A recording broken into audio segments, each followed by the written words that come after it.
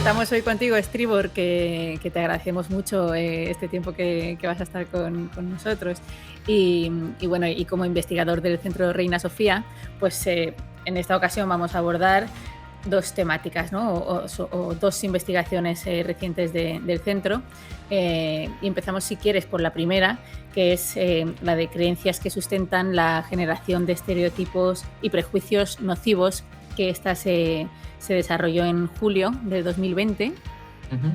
Y bueno, nos parece un tema muy interesante para que a partir de esta investigación que habéis desarrollado, y ese es uno de los objetivos, ¿no?, de las investigaciones, luego se desarrollen intervenciones preventivas desde las aulas o desde otros contextos de intervención de educación no formal, ¿no? Uh-huh. Entonces, hola, Estribor. Hola, ¿qué tal? Muchas gracias por contar conmigo. Pues si quieres empezamos un poco enmarcando esta primera investigación y nos cuentas un poco de cómo fue esa primera fase y cuáles fueron esos objetivos. Sí, pues sí, como decías, esta es una primera investigación que hicimos un poco abordando esta temática de, por un lado, estereotipos y prejuicios y por otro lado, discursos de odio que están muy relacionados. Y en la de Desactiva tus prejuicios hicimos varias fases. Una primera aproximación metodológica se hizo desde una perspectiva cualitativa. Se hicieron entrevistas y grupos de discusión y después se hizo una encuesta que se lanzó a población joven de 15 a 29 años, preguntándoles un poco sobre su percepción de cómo funcionaban y cómo les afectaban los estereotipos y los prejuicios y las principales temáticas, digamos, sobre las que se organizaban o se orientaban.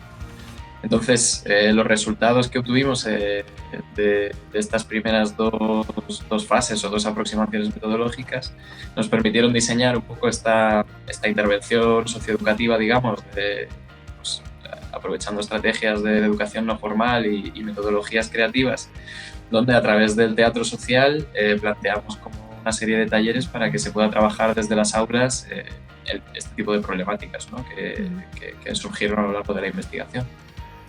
Vale, y antes de llegar porque esto es ya la intervención, que luego si quieres nos cuentas, pero antes de llegar a eso, durante, bueno, de los primeros pasos de la investigación, si nos puedes extraer algunas de las conclusiones principales, como por ejemplo, a nivel teórico, cómo se llegó a la conclusión de que los prejuicios, al final, cuál es el origen o cómo se van formando y qué coordenadas, porque al final lo habéis representado con un gráfico que es bastante clarificador de cómo se van originando hasta que llegan a su expresión, ¿no? Sí, al final utilizábamos una explicación gráfica que tenía que ver como con esta forma de pirámide, ¿no?, donde la base de la pirámide lo que se encontraban son estos prejuicios y estereotipos y poco a poco eso iba escalando en diferentes formas más graves o peligrosas para la sociedad y para el conjunto de la juventud, ¿no?, en el sentido de que un estereotipo que puede ser inofensivo o que puede no generar ningún tipo de problemáticas, luego puede derivar en prejuicios negativos que acaban derivando en discursos de odio, que pueden derivar en agresiones, que pueden derivar en delitos de odio. Y todo esto al final se sustenta sobre la misma base, que es esta idea de generalizar sobre determinados colectivos y especialmente sobre colectivos vulnerables. Entonces, esta base teórica lo que nos permitía era extraer, poner un poco el foco sobre estos elementos, sobre estereotipos y prejuicios, como un poco lo que permite fraguar todos los demás discursos de odio y actuaciones de agresión hacia colectivos vulnerables, tratar de entender un poco cómo funcionan. Uh-huh. Entonces, algunas de las conclusiones principales que obtuvimos en las investigaciones fueron, por un lado, que los jóvenes y las jóvenes son plenamente conscientes de que existen estos estereotipos y estos prejuicios, y además tanto a la hora de emitirlos como a la hora de recibirlos. Uh-huh. Prácticamente un 80% de los jóvenes admitían que emitían prejuicios de forma relativamente frecuente, e incluso porcentajes más altos, cerca del 90%, admitían que los recibían de vez en cuando por diferentes motivos. Entonces, esta era una de las principales conclusiones que obtuvimos, que fue muy reveladora en cuanto a la magnitud del problema, digamos, o la importancia que puede llegar a tener. Supongo que un prejuicio puede ser una idea que tienes sobre una persona que pues aún no has conocido y te lo haces por su manera de estar, de andar, de vestir o por su físico simplemente. Ajá. Claro, un prejuicio es la idea que te llevas de esa persona antes de conocerla. La veo y en ese momento exacto tengo una idea. Vale. Mi primera impresión. Yo lo entiendo por la idea de pensar que una minoría o un colectivo es menos por alguna razón, alguna razón en concreto. Vale. Pero siempre visto desde el desconocimiento hacia eso que estamos como criticando o hablando. En principio, nosotros en la materia de filosofía, en bachillerato sobre todo, bueno, en cuarto también, pero sale por sí solo el tema de prejuicios y estereotipos, ya casi nada más empezar la asignatura. En el tema 1 ya tenemos, ¿vale? Porque la filosofía al final lo que intenta es discutir ese tipo de situaciones o de pensamientos o creencias irracionales que llevan a desembocar en esos prejuicios. Si bien es cierto que la parte de los prejuicios es inevitable, quiero decir, al final todos tenemos prejuicios hacia lo que nos rodea o hacia lo que nos encontramos, y como comentábamos antes Juan Pablo y yo, incluso en algún momento te sirven para protegerte, ¿no? También tienen parte de utilidad. Cuando llegamos al aula, mi experiencia es que de un tiempo a esta parte yo noto que los alumnos, hay como grupos dentro de ellos que sí que están demostrando una serie de ideas más radicales, más cerradas, ¿vale? Y entonces forman un grupo cerrado ellos mismos que hace que, o sea, a lo mejor no consiguen avanzar, pero sí que se muestran, ¿vale? Hacen visible ese tipo de prejuicios que no suelen ser los más adecuados, y no permiten que el resto pueda expresar posturas contrarias. Entonces ahí es donde empieza la dificultad.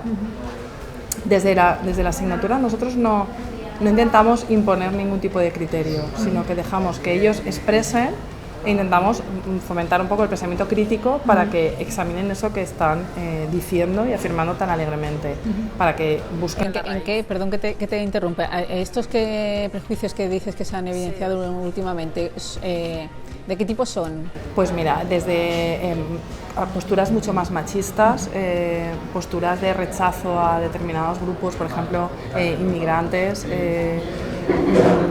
ideas preconcebidas de cómo tienen que ser las personas, que es bueno a lo mejor tenerlas y te ayudan, pero no si luego eso supone que tú rechaces a esa persona, porque ya piensas a priori, ¿no? que esa persona tiene que ser de una manera concreta, porque así tú lo decides, ¿no? De alguna forma. Y luego nosotros pues tratamos el tema de la cultura, de la inmigración, de la diversidad cultural, y entonces vuelve a salir otra vez, ¿no? De alguna forma, el que pues los típicos, ¿no? Frases de vienen a robarnos la comida, vienen, ¿sabes? Está bien en un cierto sentido, y vienen de casa también, pero también es una forma nuestra de afrontar la realidad, son necesarios. Si yo viniera un día a clase con una ensalada en la cabeza, dirían, esto no es lo que toca, ¿no? Entonces, muchas veces los estereotipos concuerdan con las cosas que esperamos. También eso las personas, pues también se nos hace evidente. En el aula, pues ellos también tienen sus propios estereotipos, saben a qué grupos perteneces, quiénes molan más, quiénes molan menos, en función de qué, saben qué tienen que hacer. Y efectivamente hay una parte que no tiene por qué ser conflictiva, según el uso, y hay una parte que sí, es ya cuando los grupos sirven para disociar o separarse, ¿no? De mi experiencia en el aula, más concretamente, es esta misma, ¿no? Hay estereotipos, se hacen, pero no todos los usos son iguales. Si se hacen estereotipos para hacer un grupo de estudio y saben quiénes son los que estudian más y entonces quieren asociarse a ese tipo de cosas, bien, ¿no? Incluso gastan bolígrafos los propios de estudiar más, bien. Forma parte de nuestra identificación de modelos y tiene que ver también con la educación, porque la ejemplaridad también depende de este tipo de cuestiones. Al final es cierto que los estereotipos y los prejuicios se construyen de forma colectiva y de forma grupal, ¿no? A través de procesos de socialización y a través de identificación o no identificación con determinados grupos. Entonces los principales agentes de socialización, especialmente en edades tempranas, es la familia como elemento central y después los grupos de pares. Aparte de eso está la escuela, están los medios de comunicación y toda una serie de elementos que también afectan en esta construcción de estereotipos. Pero es cierto que los principales agentes de socialización, especialmente la socialización primaria en los primeros grupos de edad, es la familia y los amigos, las amigas. Entonces sí que nos hemos dado cuenta de cómo en esas primeras etapas de adolescencia había una fuerte construcción de estereotipos ligada a la sensación de identificación o rechazo frente al otro, ¿no? La identificación con un determinado grupo y cómo eso podía generar al mismo tiempo rechazo frente a todo lo que no estuviese representado en ese grupo. Entonces ahí es un poco como el germen de estereotipos y prejuicios que luego pueden derivar en comportamientos más perjudiciales. Y eso es súper interesante porque al final pues creo que es lo más práctico que podemos nosotros desde las instituciones ofrecer o acercar a la comunidad educativa y a familias también, porque es una herramienta que ayuda a comprender cómo se está produciendo el fenómeno y cómo podemos ayudar a erradicarlo o a mejorarlo o a prevenirlo desde la información de lo que está pasando, ¿no? Yo pienso que eso viene mucho de la familia. Sí, de casa. Cuando la familia tiene un prejuicio muy enraigado en sí mismo, al final le acaba pasando al hijo. Porque por mucho tiempo que el hijo pase en el colegio, y en el colegio le enseñan unas cosas, cuando llega a casa tienen sus padres que pueden estar imbuyéndole las ideas. Vale. Y habéis dicho, ¿no? Hacia determinados colectivos o hacia determinada población. ¿Cómo describís estos colectivos? ¿Qué características tienen esos colectivos que tenemos nosotros ideas prejuiciosas? Yo creo que sobre todo los más marginados, los más débiles, a los que es más fácil atacar, porque claro, al a ser más individual, es más fácil que no se puedan defender, ¿no? Claro, sobre todo colectivos que no suelen tener representantes y que suele ser más difícil que se defiendan ante estos ataques. ¿Vosotros os habéis reconocido en alguna idea que luego habéis dicho, ostras, ¿esto de dónde viene? ¿Os habéis reconocido en el trato diferente a algunos colectivos? Sí, yo sobre todo de pequeña, pues a lo mejor discriminaba más o no era consciente realmente del daño que podía llegar a hacer. Y cuando he sido mayor he sido realmente más consciente y he dicho, bueno, pues esto tienes que cambiarlo, ¿no?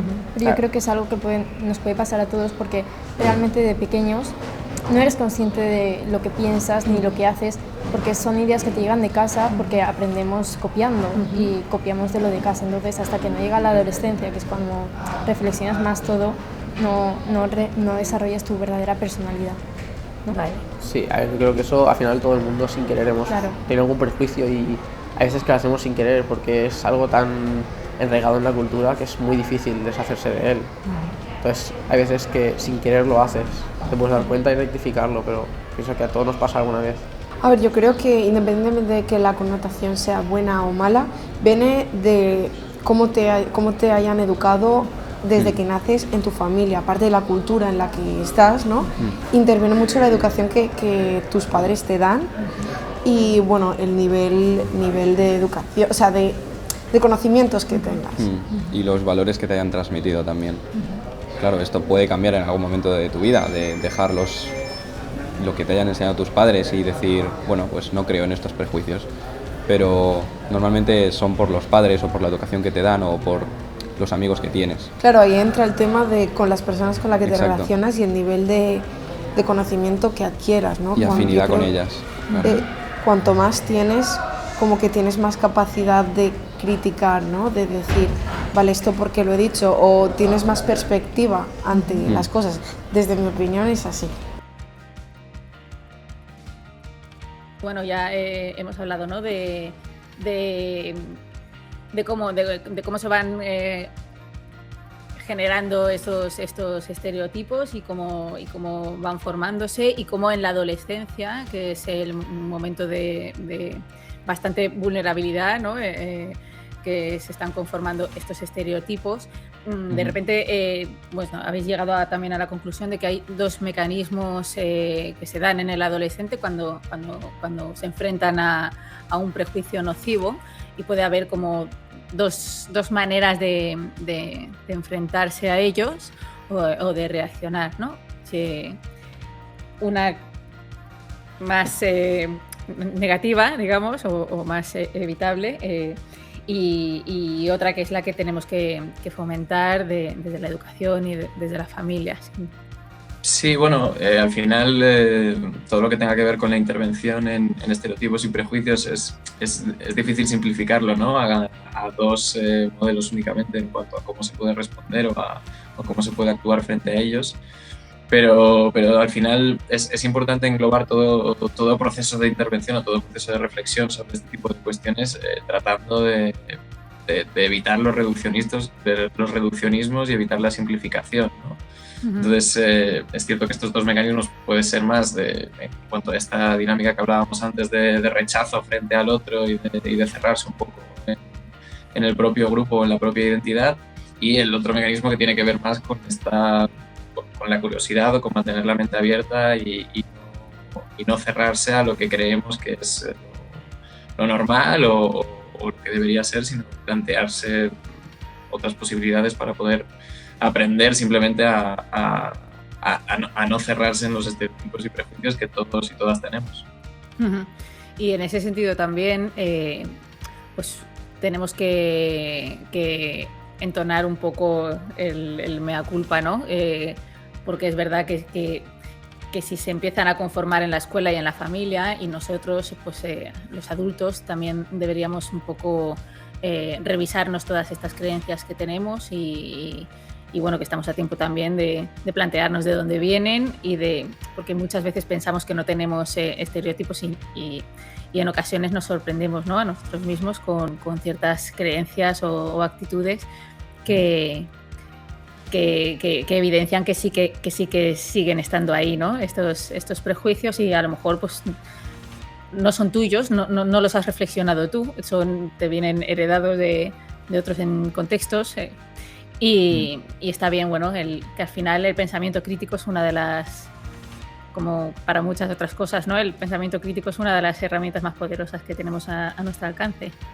Sí, efectivamente, al final los estereotipos son elementos que nos afectan en todos los tramos de edad y todo tipo de colectivos. Entonces no se puede decir que haya un grupo de edad que tenga más o menos estereotipos, pero evidentemente en los procesos de crecimiento y de adolescencia se construyen muchos de esos estereotipos que luego se enquistan o se estancan y son mucho más difíciles de cambiar. Entonces, como decías, fomentar el pensamiento crítico y ya no solo estrategias pedagógicas o estrategias para desarrollar ese pensamiento crítico, sino también espacios donde los jóvenes y las jóvenes se puedan sentir cómodos para poder expresar este tipo de dilemas o de dudas que puedan tener en cuanto a estereotipos y prejuicios, para poder debatir sobre ellos.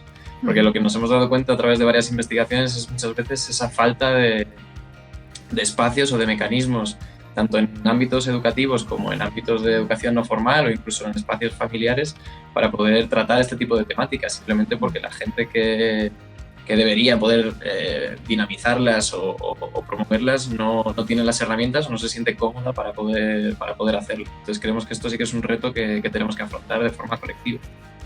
Totalmente, y además en ese sentido, después de esta investigación se ha podido desarrollar una propuesta de intervención bastante atractiva, que tiene muy buena pinta, y bueno, yo lo he estado viendo y ahora nos la cuentas, ¿no? Es desactiva tus prejuicios y piénsalo otra vez, que es bueno, al final es en colaboración con el Centro Reina Sofía de la FAD y en colaboración con Facebook, que ha dado lugar a un material, a una guía didáctica disponible gratuitamente para todos los docentes que quieran acceder a ella, y está en la web de la FAD y también la hemos replicado en tutorías en red, y es un material muy interesante para quien quiera ponerse manos a la obra y a lo mejor no tenga mucha idea, pero que quiera con este material ir avanzando, ¿no? Sí, efectivamente hemos intentado como cerrar este proyecto, digamos, o darle una continuidad, generando esta herramienta que creemos que sí que puede ser muy útil, y ya no solo útil, sino también entretenida y fácil de desplegar, ¿no?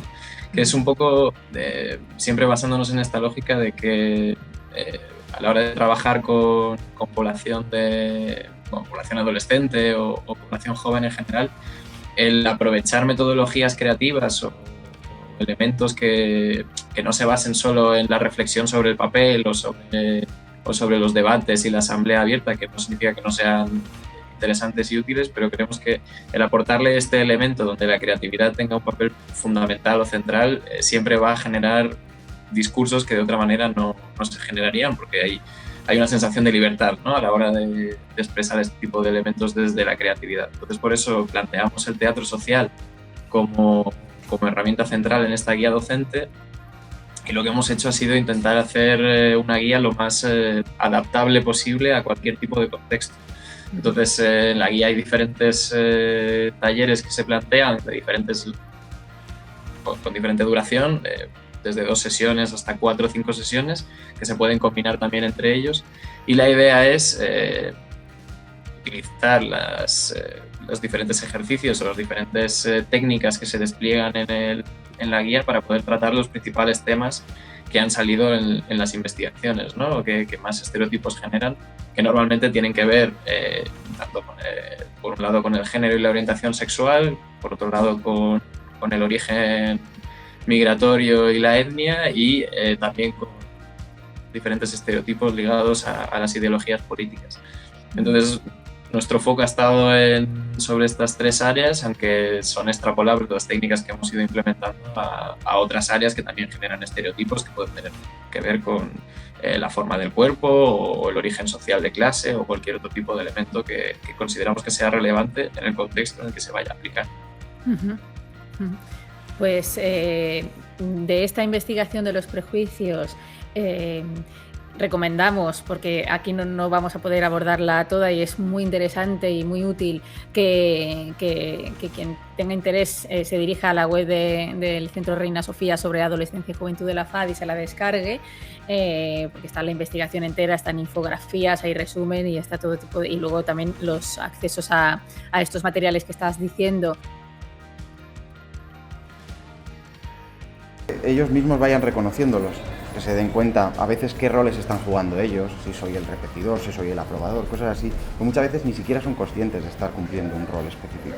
Entonces, claro, la asignatura específica de filosofía, donde, bien, tú quieres ser así, dices que esto de esta manera, argumentalo, dame unas cuantas justificaciones, intenta decir por qué de esta manera y no de otra. Entonces, ahí lo primero que hacen es reconocerlos, pues, identificar, señalar. No en este sentido quizá de señalar en sentido discriminatorio, sino señalar de por lo menos identificar qué pasa. Ahí el pensamiento crítico también, pero es el pensamiento también analítico, ser capaz de analizar qué pasa. Luego ya cribar en direcciones. Entonces, sí, y efectivamente esto me parece crucial, porque nosotros ya en las redes sociales la capacidad de hacer matices cada vez es menor. O sea, sabemos que Twitter o determinadas redes sociales, no sé si los nombres los puedo decir, pero bueno, sí, los conocemos, tienen X tantos caracteres que son muy reducidos, es like o dislike, no hay gradualidad, es todo sin matices. Entonces, que en un aula puedan tener el tiempo de matizar qué supone, en qué te ves metido cuando estás aquí y no aquí, todo ese tipo de cosas, yo creo que es muy positivo, pero también darse cuenta de que no todo el mundo goza de las mismas condiciones. Y que esto pues puede llegar a ser un problema, porque sí, porque no, es decir, demorarse en este tipo de cuestiones, y eso yo creo que ya es un primer paso. Yo pienso que es una labor de todos, o sea, decir, de la sociedad como tal, porque al final, si tú tienes unas ideas pero no hay nadie que te diga, oye, eso puede ser que no esté bien, y que te haga replanteártelo, no vas a pensar que eso pueda estar mal, entonces vas a seguir haciéndolo. Entonces yo pienso que eso también nace más cuando te haces adolescente, igual estás con tu grupo de amigos, dices algún comentario, haces algo, y tus amigos dicen, uy, ¿y eso que has dicho? Claro. ¿A qué viene? Claro. En situaciones concretas o en cualquier ámbito, que alguien que ya ha madurado, ya ha concebido esas ideas mejor, te hace pensar y te dice, oye, a lo mejor lo que estás diciendo no está bien, o replantéatelo a ver si es verdad como piensas o lo que estás diciendo. A ver, nosotros en el aula sobre todo es el dejarles hablar, ¿vale? Ellos saben que en la clase nuestra tienen ese espacio para poder expresar aquello que piensan sin que vayan a ser juzgados en ese momento, ¿vale? Entonces, que es algo que también en la etapa adolescente tienen mucho miedo a decir las cosas, porque enseguida hay alguien que juzga y que intenta cambiar esa forma de expresar o de decir o de pensamiento. Nosotros dejamos que hablen. Una vez hablan, intentamos que vayan a la raíz de eso que están diciendo. O sea, ¿qué creencias hay a la base? ¿De dónde te viene eso? ¿Eso lo piensas realmente tú? ¿Es porque lo piensa tu amigo? ¿Es porque en tu grupo de amigos es lo que se dice? ¿Es algo que te viene de casa?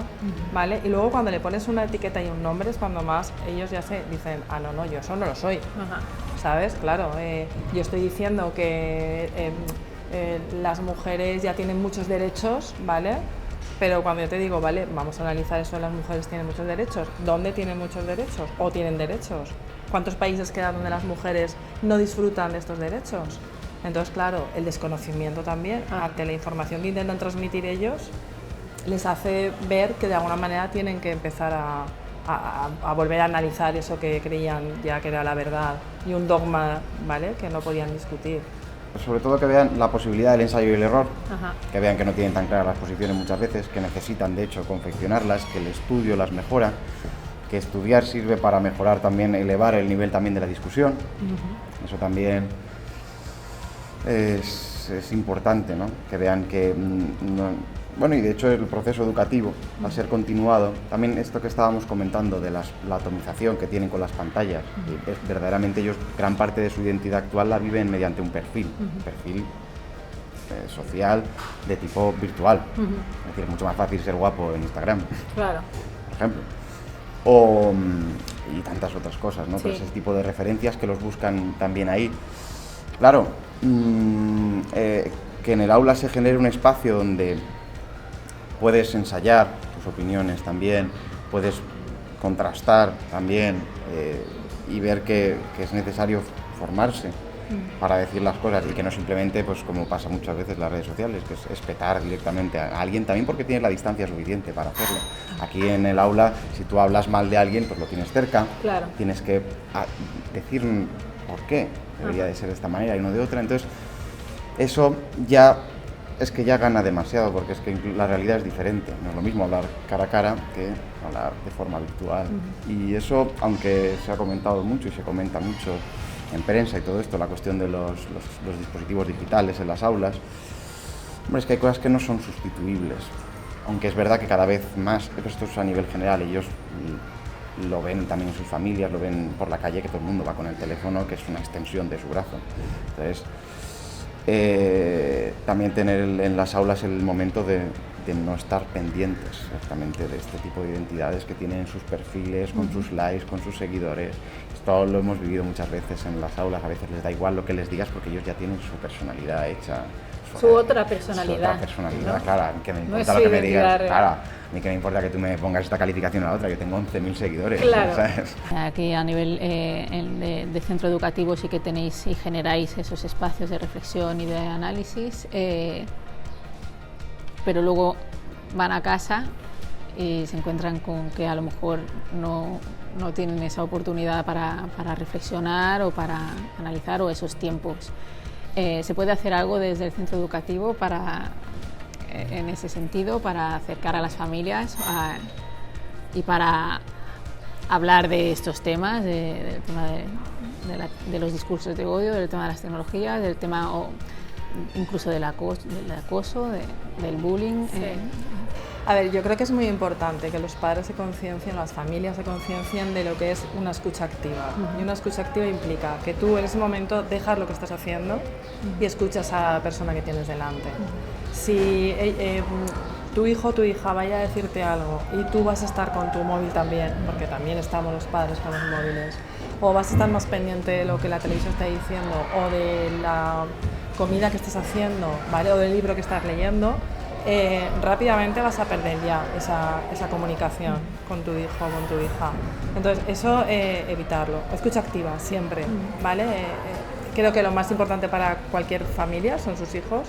Y si son lo más importante para ti, deja el libro, deja ese programa de televisión, escucha, o sea, aprovecha ese momento porque no va a ser ni muy frecuente, ¿vale? No va a ser muy frecuente, sobre todo en edad adolescente, que se acerquen a ti a plantearte algo, ni tampoco va a ser, pues como, no sé, es que no se da con la frecuencia o con la asiduidad que nos gustaría a los padres que se diera ese acercamiento de los hijos a comentarnos cosas. Entonces, aprovéchalo, ese momento, escucha primero y luego intenta un poco el juego que hacemos nosotros en clase, de que él razone o ella razone por sí misma.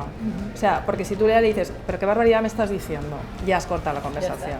O sea, ya no te va a decir nada más. Claro. Ya el próximo tema que le preocupe, que le esté dando vueltas respecto a lo que sea, lo que ha ido en clase, lo que le ha dicho un amigo, lo que ha leído en Instagram o en Twitter o en la red social que utilice, ¿no te lo va a contar?